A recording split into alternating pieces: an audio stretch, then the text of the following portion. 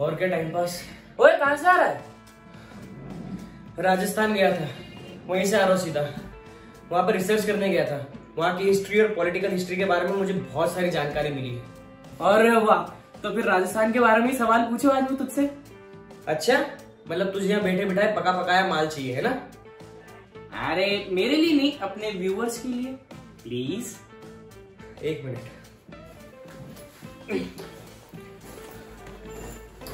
पूछ, क्या पूछना है? राजस्थान राज्य की स्थापना कब हुई? देख, हमारी रिसर्च के मुताबिक राजस्थान का एकीकरण 7 चरणों में हुआ और इसकी शुरुआत हुई थी 18 अप्रैल 1948 से। ठीक है। अलवर, धौलपुर, भरतपुर और करौली जैसी रियासतों के विलय से इसकी शुरुआत होती है और विभिन्न चरणों में रियासतें जुड़ती गई और अंत में 30 मार्च 1949 को जोधपुर, जयपुर, जैसलमेर और बीकानेर जैसी रियासतों के विलय से राजस्थान बना और इसी दिन को राजस्थान का स्थापना दिवस भी कहा जाता है। राजस्थान राज्य में 33 जिले हैं और 200 विधानसभा सीटें। और सबसे जरूरी बात कि इसमें सरदार वल्लभ भाई पटेल की सक्रिय भूमिका रही है। राजस्थान में पहली बार चुनाव कब हुए थे?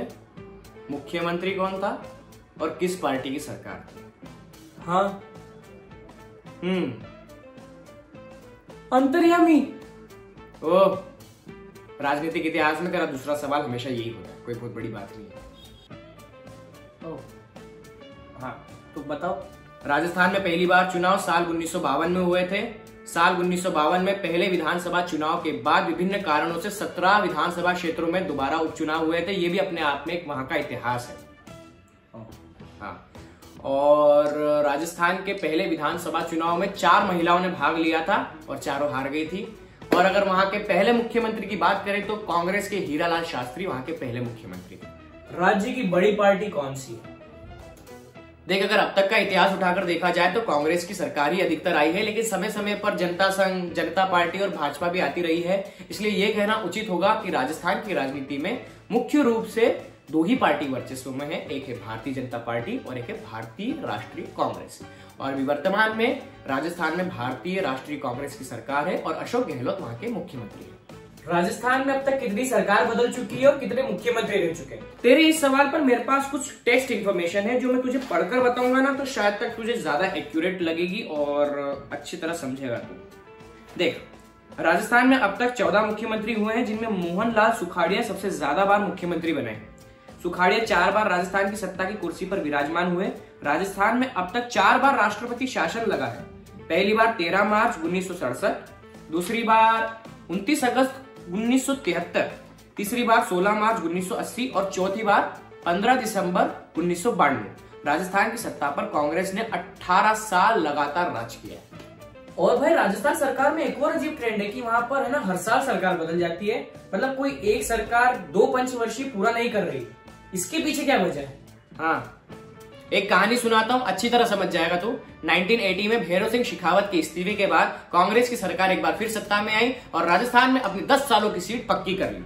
लेकिन एक बार फिर भाजपा भैरव सिंह शेखावत ने कांग्रेस का तिलिस्म तोड़ दिया और 4 मार्च 1990 में वे दोबारा मुख्यमंत्री बन गए। तब से लेकर आज तक राजस्थान में सत्ता की पारी एक बार कांग्रेस के हाथ में रहती है और एक बार भाजपा के हाथ में। और इसी के बीच वसुंधरा राजे राज्य की पहली महिला मुख्यमंत्री बनी और वे अब तक 2 बार मुख्यमंत्री बन चुकी हैं। एक बार 8 दिसंबर 2003 को और दूसरी बार 13 दिसंबर 2013 को। समझ आया?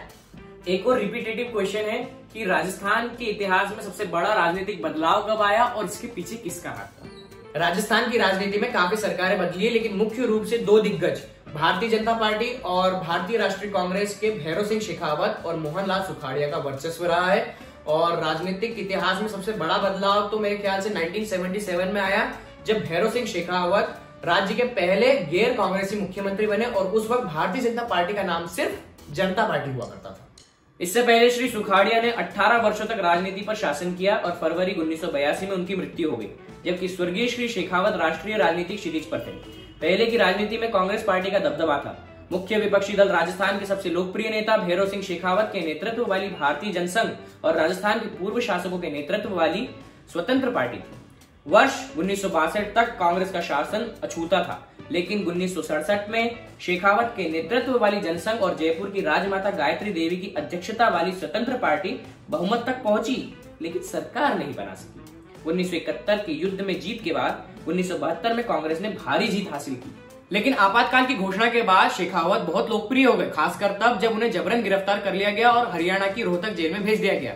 जैसे ही आपातकाल हटा, वैसे ही विपक्षी जनता पार्टी ने 200 में से 151 सीट जीतकर प्रचंड बहुमत हासिल की। फिर शेखावत मुख्यमंत्री बने और 1980 में दिल्ली में सत्ता बहाल करने के बाद इंदिरा गांधी ने सरकार को बर्खास्त कर दिया था और 1980 के चुनाव में जनता पार्टी केंद्र में विभाजित हो गई और कांग्रेस को राजस्थान में जीत मिली। थोड़ी देर आराम कर लेना।